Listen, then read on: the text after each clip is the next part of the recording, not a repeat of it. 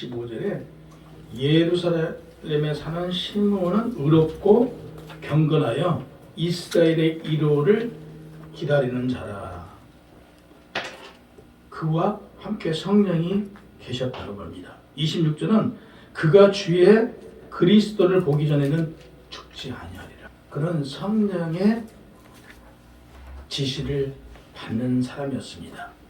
시므온의 뜻은요, 하나님이 들으셨다라는 뜻을 지니고 있습니다.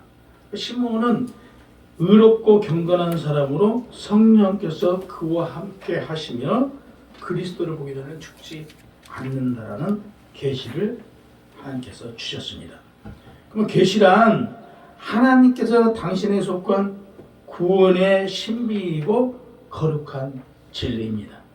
하나님의 뜻을 사람들에게 나타내 보여주시기도 하고요, 이루시는 거룩한 행위가 계십니다.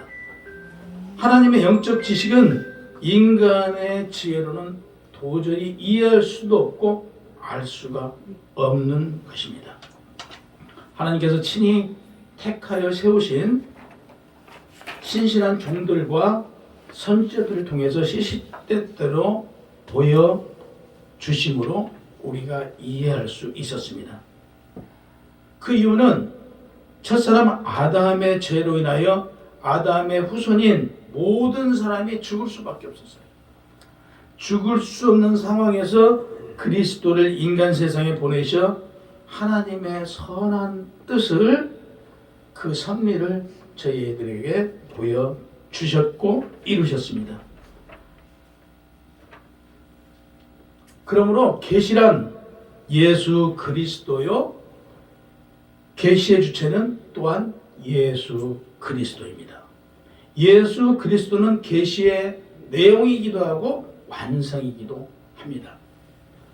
계시록 1장 1절 말씀입니다. 예수 그리스도의 계시라. 이는 하나님이 그에게 주사 반드시 속히 일어날 일들을 그 종들에게 보이시려고 그의 천사를 그 종 요한에게 보내어 알게 하신 것이라고 했습니다. 그 외에도 아모스 1장 1절, 오바냐 1장 1절, 나훔 1장 1절에 보면 이와 비슷한 내용들이 기록되어 있기에 우리는 알 수 있습니다. 베드로후서 1장 21절에 예언은 언제든지 사람의 뜻으로 난 것이 아니요 오직 성령의 감동하심을 받은 사람들이 하나님께 받아 말한 것이라고 기록되어 있어요. 그러니까 계시는 사람의 뜻에서 난 것이 아니고 오직 성령의 감동을 받아 하나님께 받은 것을 말하는 것이라고 말씀하죠. 디모데후서 3장 16절에 그러므로 모든 성경은 하나님의 감동으로 된 것으로 교훈과 책망과 바르게 함과 의로 교육하기에 유익하니 성령께서 하나님의 자녀들에게 감동을 주시어 성경을 바로 알도록 깨달음을 주셨다는 그런 말씀이에요. 계시는 일반 계시와 특별 계시가 있어요. 하나님께서 사람을 지으시고 하나님과 소통하고 교제하고자 했어요. 그러나 아까 서두에도 말씀드린 대로 아담의 죄로 인하여 하나님과 우리 인간 사이의 교제가 끊겨버렸죠. 그럼 하나님을 어떻게 알 수 있었느냐? 하나님께서는 막연하게 우리는 하나님에 대해서 우리가 성경을 통해서 또는 말씀을 통해서 알지 못했을 때는 하나님이 누구세요? 막연하게 하늘에 계신 하나님, 그분을 통해서 우리를 온 인류를 지배하고 있다 정도밖에 알 수가 없었잖아요. 우리가 그렇게 모르고 있을 때 하나님께서는 우리에게 당신을 알림에 있어서 자연이나 역사, 우리의 양심을 통해서 알게 하셨어요. 그러나 우리가 깨닫지를 못했다는 사실이죠. 하나님께는 계속해서 내가 누구라는 걸 우리에게 깨달음을 주시지만 우리는 깨달지 못했어요. 우리는 늘 비교를 하고 하나님께서 무엇인가를 알게 하실 때 우리 스스로 깨달을 수 있는 지혜와 능력이 없어요. 무엇인가를 통해서, 예를 들어서 하나님의 계시를 본다라고 하면 하나님께서 계시를 하는데 그게 나에게 직접 계시를 해준다고 해서 어리석은 우리의 지혜로 깨닫지 못한다는 얘기예요. 그래서 선자를 통해서 또는 오늘날로 말하면 목사들을 통해서 그 꿈이나 그 외의 것을 알게 하시고 그걸 해석하게 해서 알도록 그렇게 하나님께서 역사하고 계신다는 사실이에요. 그래서 하나님께서 로마서 1장 20절에 보면 창세로부터 그는 보이지 아니하는 것들 곧 그의 영원하신 능력과 신성이 그가 만드신 만물에 분명히 보여 알려졌나니 그러므로 그들이 핑계하지 못할 것이라고 말하고 있어요. 그래서 하나님께서는 이미 당신이 누군가에 대해서 자연을 통해서 또는 사람을 통해서 또는 선지자를 통해서 모든 걸 통해서 얘기해 주고 있지만 우리는 늘 변명해요. 하나님의 뜻에 대해서 우리는 들은 적이 없다. 이미 매주 설교를 통해서 우리가 어떻게 살아가야 하고 하나님을 어떻게 섬겨야 하는지를 말씀하고 있지만 우리는 거기에 대해서 잘 모른다. 이런 핑계 통하지 않는다라고 하나님께서는 말씀하세요. 하나님은 하나님 되심을 알리고자 또한 특별한 계시를 주셨어요. 창세기 2장 하나님께서 사람을 지으시고 코에 창기를 넣어 주셨어요. 그리고 동방의 에덴 동산을 창조하시고 여호와 하나님이 그 사람을 명하여 이르시되 동산에 각종 열매가 있는데 그 중에 중앙에 있는 열매만 만지지도 말고 따먹지 말라고 해요. 이런 계시를 통해서 하나님이 누구신가를 알려주셨죠. 그런가 하면 사무엘에게는 사무엘 3장 7절에서 9절에 보면 사무엘이 아직 여호와 하나님을 알지 못하였을 때 부릅니다.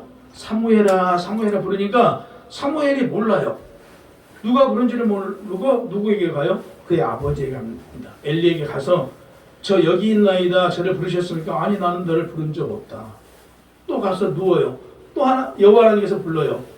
사무엘아 사무엘아 그렇게 3번을 불러도 당시 사무엘은 알지 못함으로 하나님을 알지 못함으로 대답하고 가지만 그는 깨닫지 못해요. 그래서 엘리가 얘기합니다. 아 누가 너를 부르거든 주여 저 여기에 있사옵니다라고 화답하라고 합니다.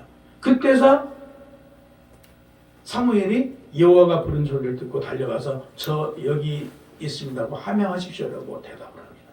그러듯 우리 사람들은 스스로 깨우치지 못해요. 누군가의 비교 대상이 있어야 하고 누군가 깨달음을 주었을 때 우리는 알아갈 수 있다는 사실이죠. 그런가 하면 창세기 40장에 보면 너무나도 잘 알고 있는 내용이에요. 요셉의 얘기죠. 요셉의 경우에도 하나님께서 요셉을 애굽으로 형들 통해서 애굽으로 팔려갔을 때 그게 그냥 자연스럽게 그 형들에 의해서 팔려간 게 아니라는 얘기죠. 하나님의 섭리가 있었던 거죠. 이게 하나님께서는 그를 통해서 하나님 나라를 완성하고 만들어가기 위한 방법으로 그에게 특별한 계시를 준 거예요. 그래서 그가 팔려가서 감옥에 있음으로 말미암아 그가 꿈을 통해서 애국의 총리가 되지 않습니까? 이런 일련의 관계들이 하나님께서 이미 예정하시고 작정하시고 그를 이끌어갔다는 사실이에요. 다시 얘기해서 우리의 삶 자체도 이렇게 하나님께서 다 그 사람 그 사람에게 영향력을 미치고 있고 이미 작정해 놓으신 대로 우리는 그 길을 걸어가고 있다라고 또한 말씀드릴 수 있습니다. 모세의 경우도 보면요. 출애굽기 3장 2절에서 8절에 보면 여호와의 사자가 나뭇들기 가운데 불꽃이 보이잖아요. 근데 그 불꽃을 보고는 있는데 타지 않아요. 그게 그대로 남아있어요. 그때서 모세가 그걸 보고 하나님이 그 역사하심을 알고 되돌아서 가는데 여호와 하나님께서 모세를 불러요. 모세야 모세야 하고 이런 관계들로 하나님께서는 특별한 계시를 이들에게 보여줬던 오늘날 우리에게도 하나님께서는 특별한 계시를 통해서 하나님이 하나님 되심을 알게 하신다는 사실이에요. 그러나 어리석고 우둔하고 지혜 없는 우리는 그 하나님의 특별한 계시를 깨닫지 못하고 알지 못해요. 알 수 있는 방법이 뭐냐? 말씀과 기도로 성령으로 충만한 자는 깨달을 수 있어요. 아멘. 그래서 우리는 말씀 보고 기도하고 늘 성령 충만함을 입도록 우리는 늘 기도해야 합니다. 27절 28절에 보면 시므온이 성령으로 성령의 감동으로 성전에 들어갔더니 시므온은 하나님의 영이신 성령님과 항상 동행하는 삶을 살았으므로 성령의 감동을 받아 시므온이 성전에 들어가며 마침 요셉과 마리아가 율법의 관례대로 행하자 아기 예수를 데리고 오는지라 시므온이 아기라고 하나님께 찬송합니다.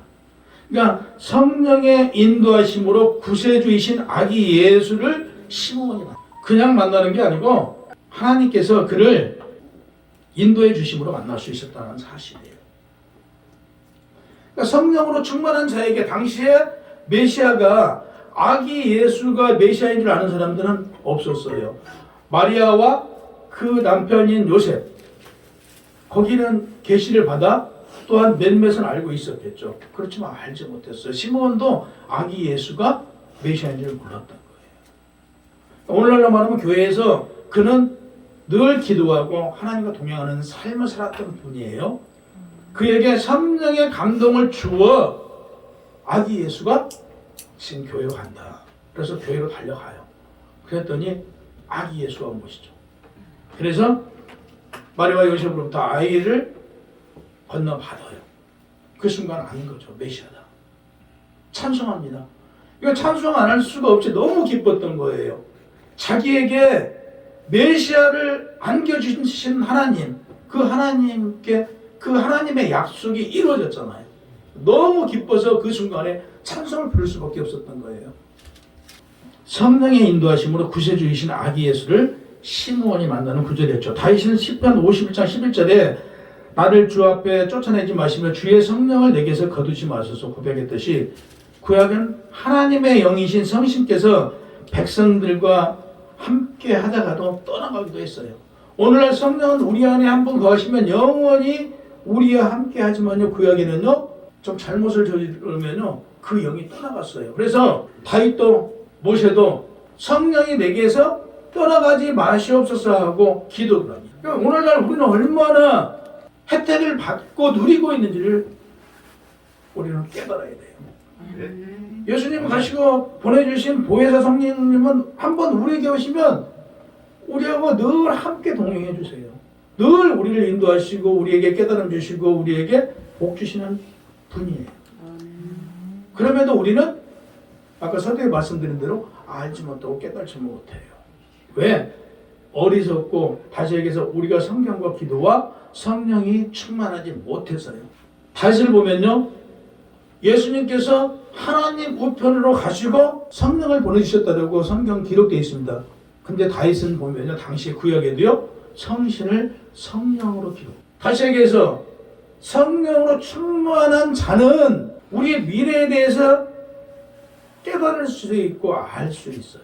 다윗은 익히 예수가 가시고 보내주실 보혜사 성령에 대해서 다윗은 성령으로 성경에 익히 기록되어 있다는 사실이에요. 그런 지혜와 그런 능력이 우리에게 없느냐? 이미 하나님께서 우리에게도 다윗과 같은 능력을 주셨다는 사실이에요. 아멘. 그 다윗과 같은 능력을 활용해서 이 땅을 다스리고 이 땅에서 우리는 누리는 삶을 살아가야 합니다. 아멘.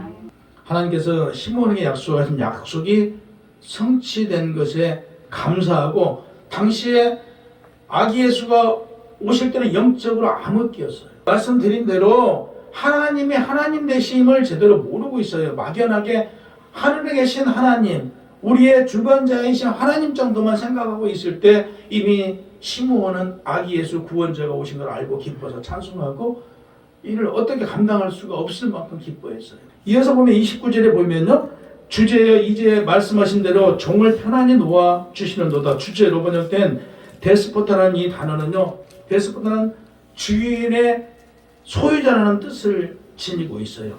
근데 성경에 10번밖에 기록이 안 돼 있는 단어인데 얼마나 귀중하냐면요, 모든 걸 우리의 주관자이신 하나님께 나의 모든 것을 맡겨드리고 하나님의 뜻대로 살아가. 하나님께서 나를 인도하시고 하나님께서 나의 생명의 주관자다. 이 땅에 오게 하신 것도 누구시라고요? 하나님이시고 나의 생명을 마지막 날에 가져가시는 것도 하나님이심을 믿고 그분께 의탁하는 온전한 자의 믿음 생활을 두고 기록되어 있는 단어예요.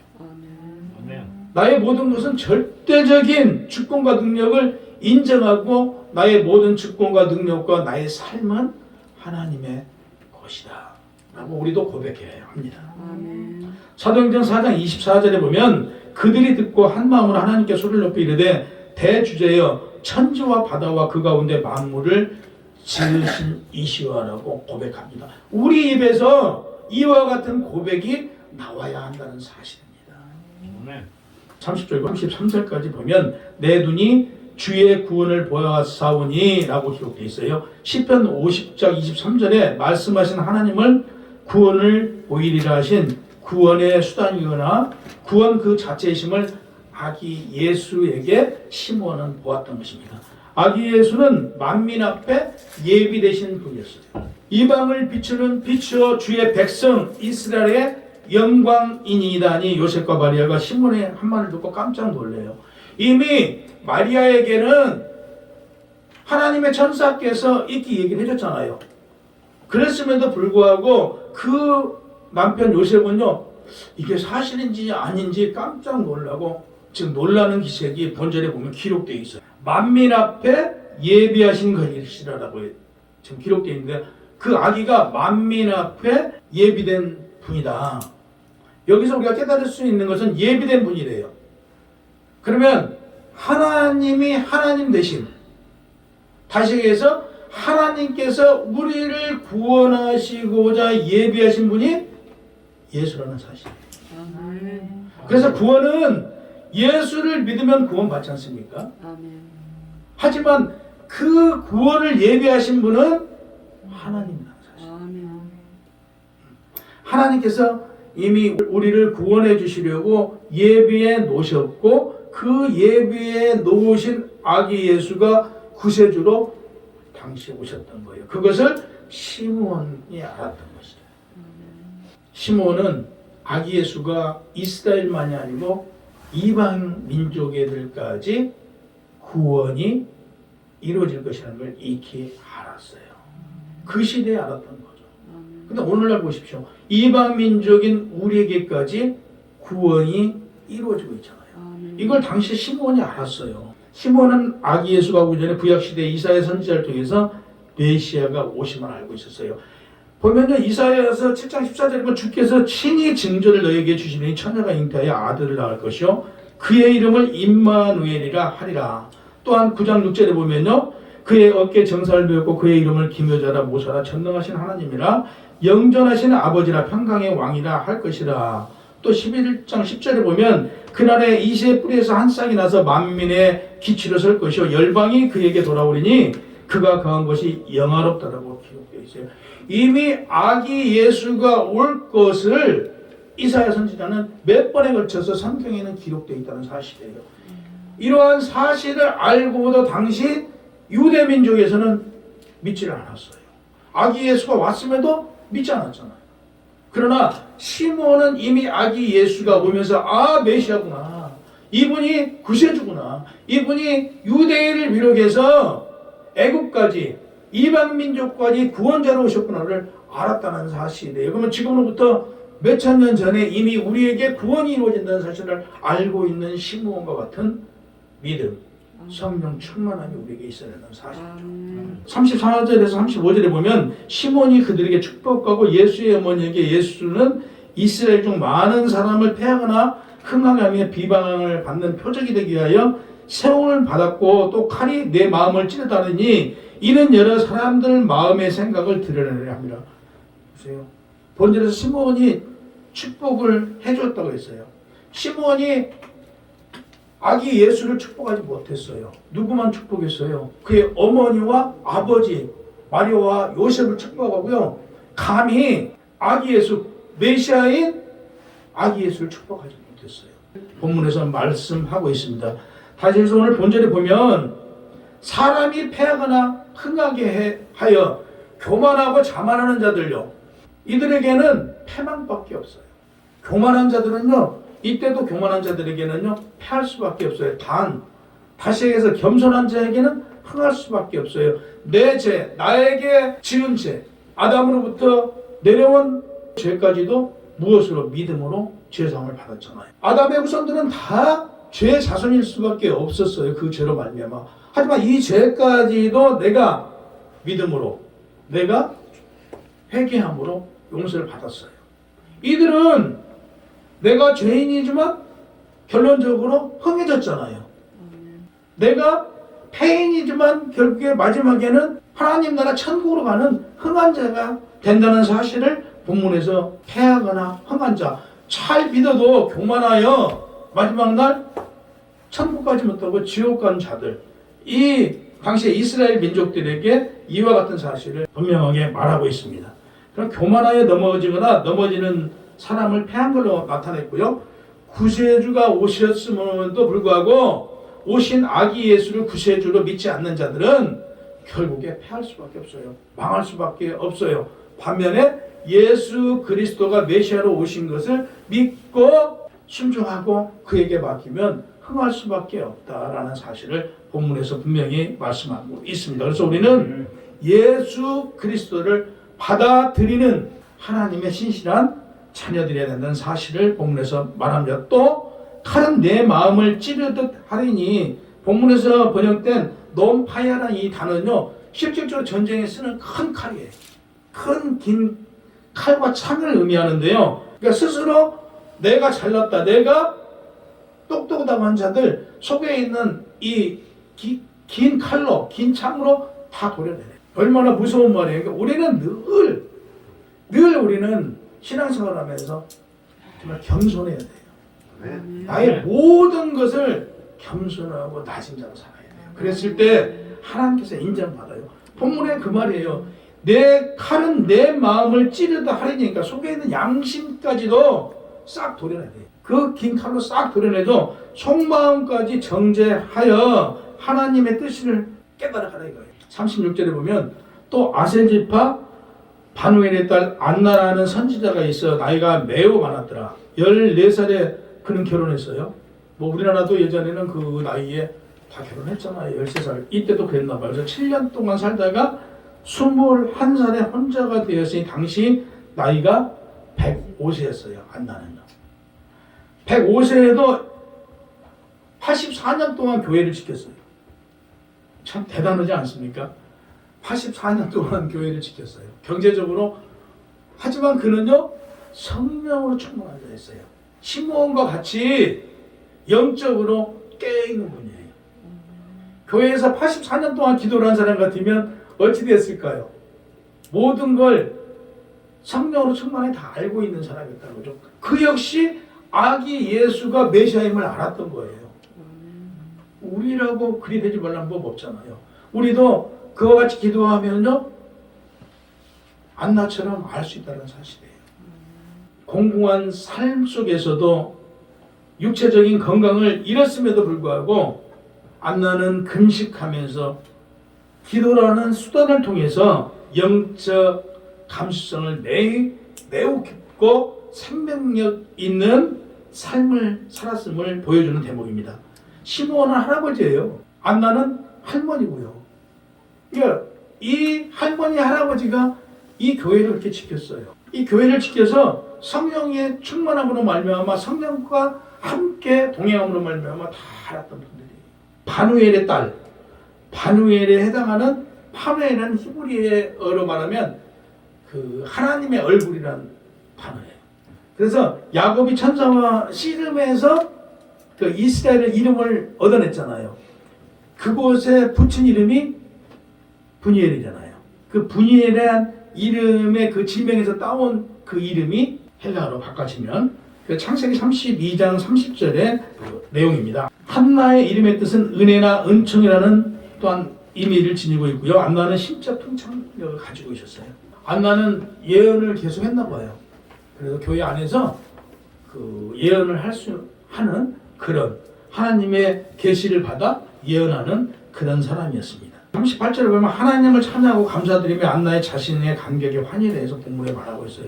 안나 역시요, 메시아를 보기 전에는 죽지 않는다고 했어요. 그래서 너무 고마운 거죠. 안나도 하나님께서 약속해 주신 대로 메시아를 보고 이제 죽어도 여한이 없는 거예요. 내가 이 땅에서 메시아를 보고 죽는다.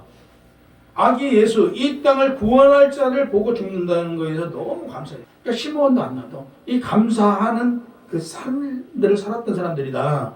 39절 40절에 보면 주의 율법에 따라 모든 일을 마치고 갈릴리로 돌아가 본 동네 나사렛에 이르니니 아기가 자라매 강하여지고 지혜가 충만해 하나님 은혜가 그의 위에 있더라라고 반문을 했어요. 근데 실질적인 내용은 이와 그 이후에 처자들, 장자들을 아기들을 다 죽이는 사건이 벌어지잖아요. 누가는 유대 중심으로 기록했기 때문에 이방에 대한 기록은 없어요. 그래서 누가복음 그러면 한마디로 유대인의 기록이다라고 보시면 돼요. 이방인의 사도는 유대인을 구원하고 이어서 이방인 구원에 대해서는 바울이 복음을 이어가요. 그래서 우리의 삶은 바울과 같은 삶을 살아가는 믿음의 자녀들이 되어야 됩니다. 곧 이제 다음 주면